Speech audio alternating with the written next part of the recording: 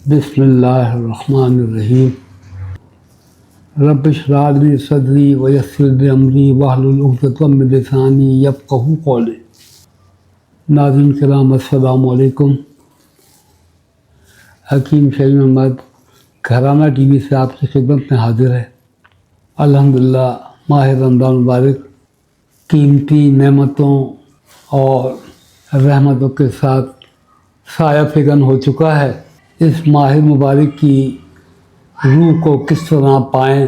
عزیزان گرامی، اس مبارک مہینے میں اپنے ان عزیز و اقارب اور دوست اور احباب اور اپنے پیاروں کو بھی یاد کر لیں کہ وہ پچھلے رمضان میں آپ کے ساتھ سحر اور افطار میں اور عبادات میں شریک تھے۔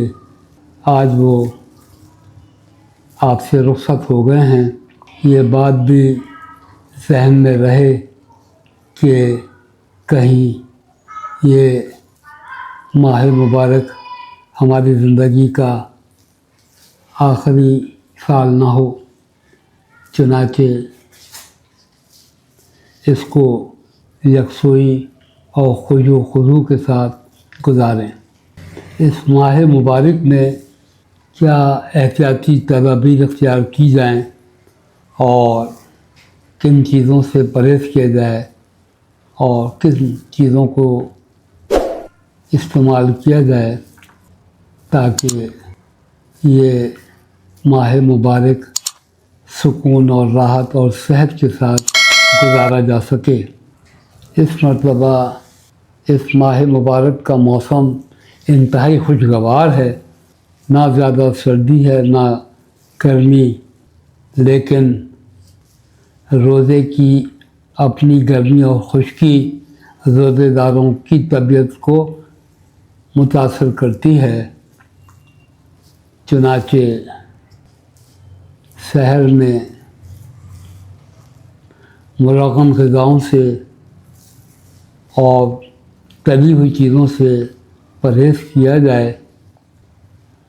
کھجورا اور پھیلی کے بجائے اگر آسانی سے سوجی کی سویاں میسر آ جائیں تو انہیں استعمال کیا جائے۔ اس سے معدے پر بوجھ نہیں پڑے گا اور دوسرے نشاستہ دار چیزیں کم سے کم استعمال کی جائیں، کیونکہ نشاستہ دار اور میٹھی چیزوں سے نیند کا غلبہ ہوتا ہے اور پھر روزے میں نیند زیادہ آئے گی اور سو کے یہ روزہ گزرے گا۔ اس لیے نشاستہ دار چیزوں سے بھی حتی الامکان پرہیز کیا جائے۔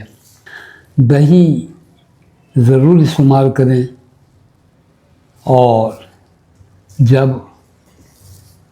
سحری کا اختتام ہو تو ایک گلاس پانی میں 2-3 چمچے دہی ڈال کے اس کو پی لیا جائے تو اس سے روزے کی پیاس میں شدت میں کمی آ جائے گی۔ اگر روزے میں کھانے پینے میں احتیاط برتی جائے تو پھر انشاءاللہ نہ روزہ قضا کرنے کی اور نہ روزہ توڑنے کی نوبت آئے گی۔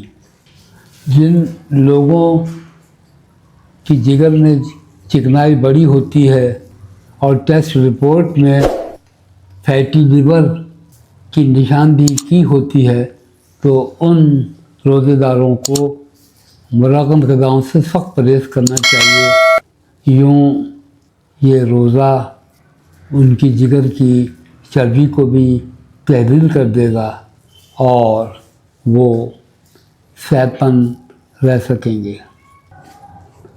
یہ بات مشہور ہے کہ نبی کریم صلی اللہ علیہ وسلم کھجور سے روزہ افطار فرمایا کرتے تھے۔ اگر کھجور میسر نہ ہو تو پھر آپ صلی اللہ علیہ وسلم نمک اور پانی سے بھی روزہ افطار کر لیتے تھے اور سحری میں بھی آپ کھجور تناول فرماتے، اس لیے ہمیں بھی سحری میں چند کھجوراں کا اہتمام کرنا چاہیے تاکہ اس مبارک مہینے میں ہم سنتوں کو ادا کر کے خوب اجر پا سکیں۔ افطار میں آپ کھجور کھا کر کوئی بھی مشروب پی سکتے ہیں، پانی بھی پی سکتے ہیں، لیکن اس بات کا خیال رہے کہ فروٹ چاٹ کھانے کے بعد پانی ہرگز نہ پئیں، اس سے معدے پر بوجھ پڑے گا۔ پکوڑے، سموسے، دہی بڑے استعمال کیے جا سکتے ہیں۔ اس کے لیے ایک چٹنی آپ کو بتا دوں، اگر چٹنی تیار کر کے ان پکوڑے، سموسے اور دہی بڑوں کے ساتھ کھائیں گے تو یہ آسانی سے ہضم ہو جائیں گے۔ سونف، تازہ پودینہ، زیرہ سفید، انار دانہ، قدر نمک شامل کر کے یہ چٹنی تیار کر لیں اور انشاءاللہ تعالیٰ اس سے لوازمات جو آپ افطار میں استعمال کریں گے وہ بخوبی ہضم ہو جائیں گے۔ شدت پیاس کو کم کرنے کے لیے فاتحے کا شربت، لیموں کا شربت اور املی اور آلو بخارے کا شربت کا استعمال کریں تاکہ پیاس کی شدت میں کمی آ جائے اور طبیعت تر و تازہ ہو جائے۔ اپنی خطاؤں، لغزشوں اور کوتاہیوں پر نادم ہو کر ندامت کے آنسو بہائیں تاکہ اللہ تعالیٰ آپ سے راضی ہو جائے۔